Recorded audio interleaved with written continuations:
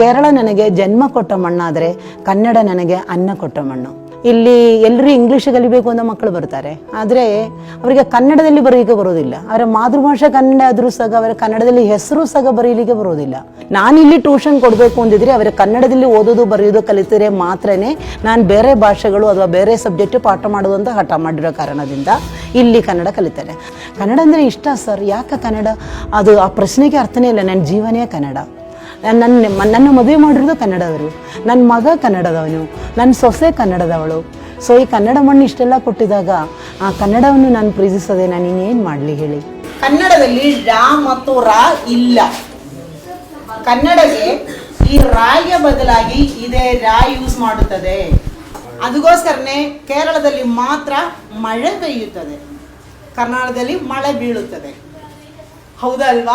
ಅದೇ ಥರ ಕೇರಳದಲ್ಲಿ ಮಾತ್ರನೇ ಕೋಳಿ ಇರೋದು, ಕರ್ನಾಟಕದಲ್ಲಿ ಏನಿರೋದು ಕೋಳಿ. ಅದೇ ನಾನು ಕೇರಳದಲ್ಲಿ ಕೊಲ್ಲಂ ಕಣ್ಣನಲ್ಲೂರು ಊರಿಂದ ಬಂದಿರೋಳು. ಇಲ್ಲೇ ಬಂದು ನೆಲೆಯಾಗಿ ನಾನು ಇಲ್ಲಿ ಇರುವ ಕನ್ನಡ ಗೊತ್ತಿಲ್ಲದ ಕನ್ನಡಿಗರಿಗೂ ಹಾಗೂ ಅನ್ಯ ಭಾಷಿಗರಿಗೂ ಉಚಿತವಾಗಿ ಕನ್ನಡ ಕಲಿಸ್ತಾ ಇದ್ದೀನಿ. 17 ವರ್ಷದಿಂದ ಕನ್ನಡ ಕಲಿಸ್ತಾ ಬರ್ತಾ ಇದ್ದೀವಿ. ಇನ್ನು ಜೀವ ಇರುವವರೆಗೂ ಕನ್ನಡ ಕಲಿಸ್ತಾನೆ ಇರ್ತೀವಿ. ನಮಸ್ಕಾರ ಕನ್ನಡಿಗರೇ, ಹೇಗಿದ್ದೀರಾ?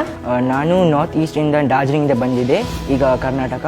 ನಾನು ಈಗ ಸ್ವಲ್ಪ ಕನ್ನಡ ಬರುತ್ತೆ, ಬಟ್ ನಾನು ಪೂರ ಇಷ್ಟ ಇದೆ ಕನ್ನಡ ಲರ್ನ್ ಮಾಡೋದು. ಹಾಯ್ ಕನ್ನಡಿಗರು, ನನ್ನ ಹೆಸರು ರುದ್ರ.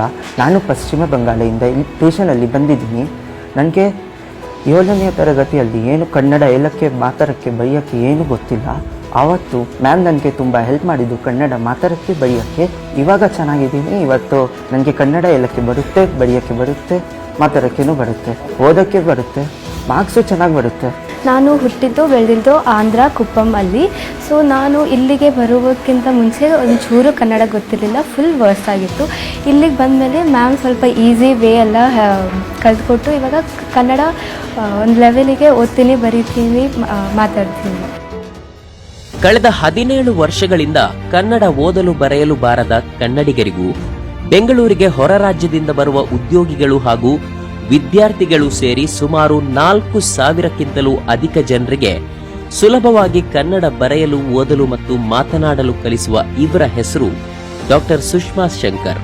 ಹೊರ ರಾಜ್ಯಗಳಿಂದ ಕರ್ನಾಟಕಕ್ಕೆ ಬರುವ ಅಂದ್ರೆ ಒಡಿಶಾ, ಡಾರ್ಜಿಲಿಂಗ್, ಉತ್ತರ ಪ್ರದೇಶ, ಬಿಹಾರ, ಆಂಧ್ರ ಪ್ರದೇಶ, ತಮಿಳುನಾಡು ಹಾಗೂ ಕೇರಳದಿಂದ ಬರುವ ಬ್ಯಾಂಕ್ ಉದ್ಯೋಗಿಗಳು, ಶಿಕ್ಷಕರು, ವಿದ್ಯಾರ್ಥಿಗಳು, ಉದ್ಯಮಿಗಳು, ಟೆಕ್ಕಿಗಳು, ನಟರು, ನಿರ್ದೇಶಕರು ಹಾಗೂ ಪತ್ರಕರ್ತರಿಗೂ ಇವರು ಉಚಿತವಾಗಿ ಕನ್ನಡ ಬೋಧಿಸುವಲ್ಲಿ ಯಶಸ್ವಿಯಾಗಿದ್ದಾರೆ.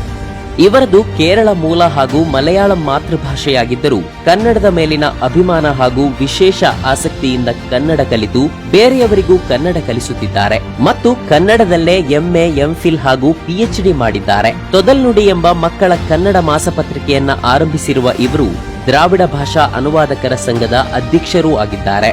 ಇವರ ಈ ವಿಶೇಷ ಸೇವೆಯನ್ನ ಪರಿಗಣಿಸಿದ ಕರ್ನಾಟಕ ಸರ್ಕಾರ ಇವರ ಅಧ್ಯಯನ ಕೇಂದ್ರವನ್ನ ಶಾಶ್ವತ ಕನ್ನಡ ಕಲಿಕಾ ಕೇಂದ್ರವೆಂದು